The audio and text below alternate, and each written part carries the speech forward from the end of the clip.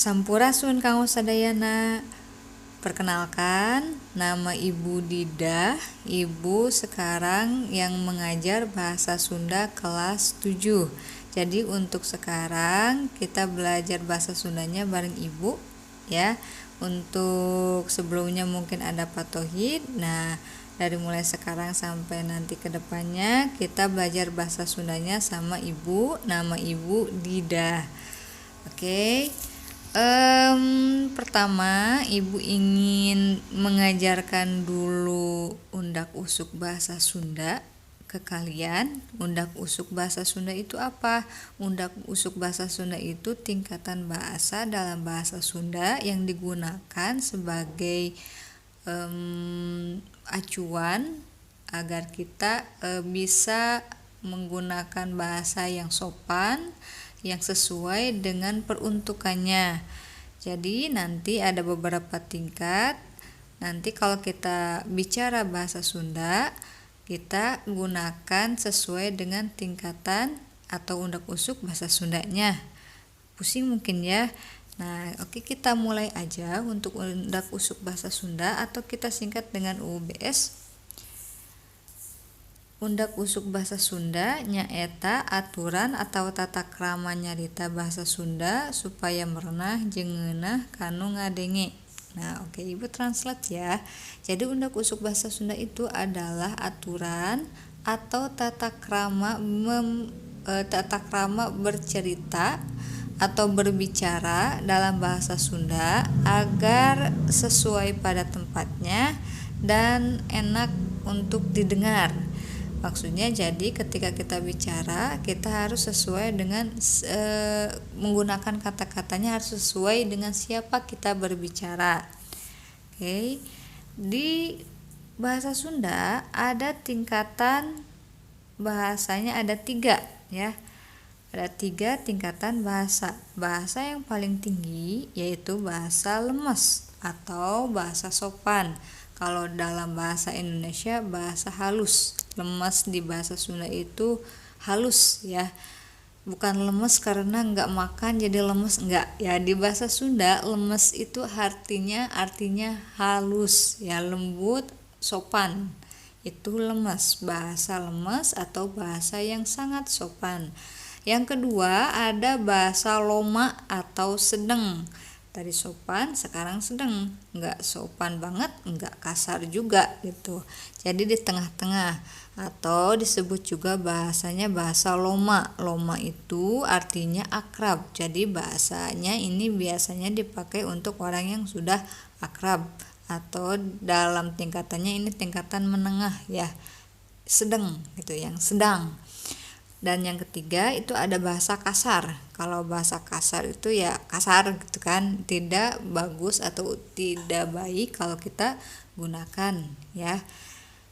Nah, untuk siapa bahasa lemes digunakan? Bahasa lemes atau bahasa sopan digunakan untuk orang tua, keur kakolot nu umurna saluhureun, kanu dipihormat, kanu karek panggih atawa can wawuh.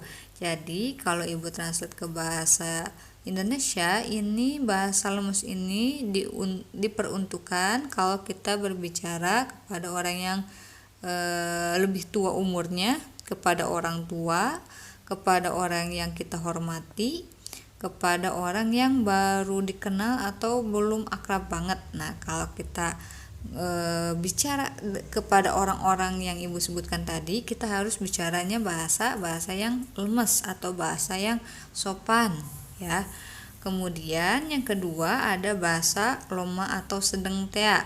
Bahasa loma itu diperuntukkan untuk teman orang yang sepantaran atau yang umurnya lebih muda dari kita atau kepada orang-orang yang sudah akrab, itu bahasa loma atau sedeng ya. Keur kababaturan nu umurna sapantaran, keur kasandapeun atawa ka nu geus loma atau akrab. Keur kababaturan itu untuk temen nu umurna sapantaran, yang umurnya sepantaran ya atau umurnya sama.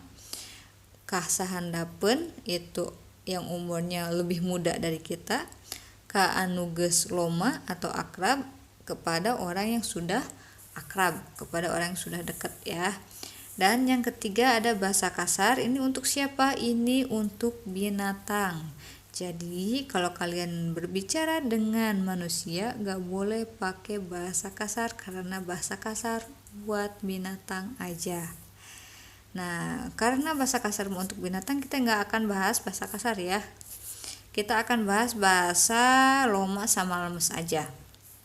Oke, di sini ada beberapa contoh kata-kata bahasa Indonesia, kemudian nanti ada bahasa lomanya apa dan bahasa lemesnya apa. Jadi sekali lagi, untuk loma itu untuk teman yang sepantaran yang udah akrab, kalau lemes untuk orang tua, orang yang dihormati, atau orang yang umurnya lebih tua di atas kita. Nah, oke. Misalkan ini dalam bahasa Indonesianya ada kata makan. Makan di bahasa Sunda, kalau bahasanya bahasa Loma itu dahar. Kalau bahasa lemesnya itu tuang. Contoh, kalau kalian misalnya nanya ke temen, kamu sudah makan? Berarti kalian nanyanya geus dahar. Nah, kalau misalnya ke orang yang sudah ke orang tua atau orang yang umurnya di atas kita atau orang yang dihormati, jangan nanya dahar ya, tapi gunakannya pakai kata tuang. Bapak tos tuang, nah gitu ya. Jadi bahasa Sundanya makan itu untuk yang sepantaran pakainya dahar, untuk yang lebih tua pakainya tuang. Kedua ada minum, untuk yang lomanya itu nginum, bahasa lemesnya itu leueut. Nah, mungkin kalian agak bingung bacanya leueut gitu ya. Nah, nanti kita belajar di bahasa Sunda itu memang ada ada ada gitu. Nah, untuk ini minum bahasa Sunda bahasa lemesnya itu dibacanya leueut ya, leueut. Oke, yang ketiga ada tidur.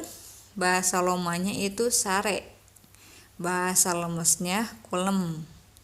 Ada pergi, bahasa akrabnya atau lomanya indit, sedangkan bahasa halusnya, bahasa sopannya angkat. Bukan angkat yang angkat tasnya, angkat kursinya, angkat apanya lah ya, diangkat yang asalnya di bawah jadi ke atas. Nah, bukan. Angkat di bahasa Sunda itu artinya pergi, tapi bahasanya halus atau sopan ya. Kemudian ada yang kelima datang. Datang kalau bahasa lomanya sama kayak bahasa Indonesia datang lagi. Kalau bahasa lemesnya itu ada sumping ya. Kemudian keenam ada pulang, bahasa lomanya itu balik. Balik di sini sama kayak bahasa Indonesia putar balik ya, balik lagi. Nah, kalau di bahasa Sunda balik itu artinya pulang, hampir sama sih ya, pulang balik itu kan memutar kembali ke awal gitu ya kan. Nah, di Sunda balik itu memang kembali ke awal, tapi maksudnya adalah pulang, balik. Kemudian bahasa lemesnya mulih. Ketujuh ada membawa, bahasa lomanya mawa. Ini mirip-mirip ya, kalau bahasa loma itu asalnya membawa jadi mawa. Kalau bahasa sopannya ada disebutnya nyandak.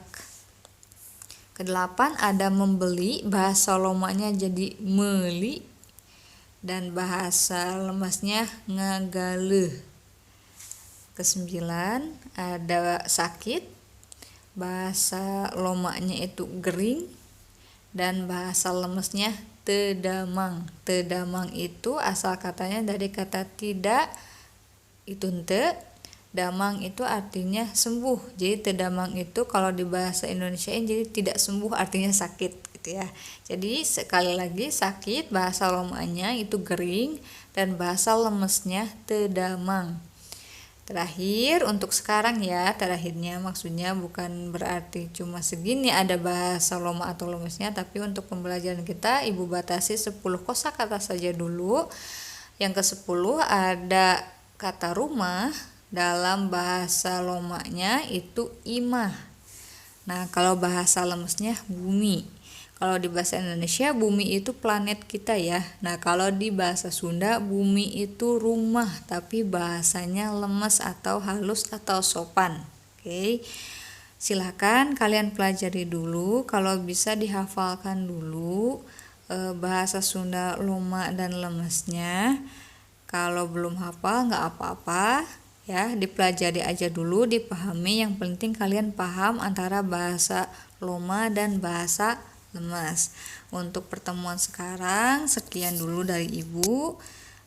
Nanti bertemu lagi di pertemuan selanjutnya. Sampurasun.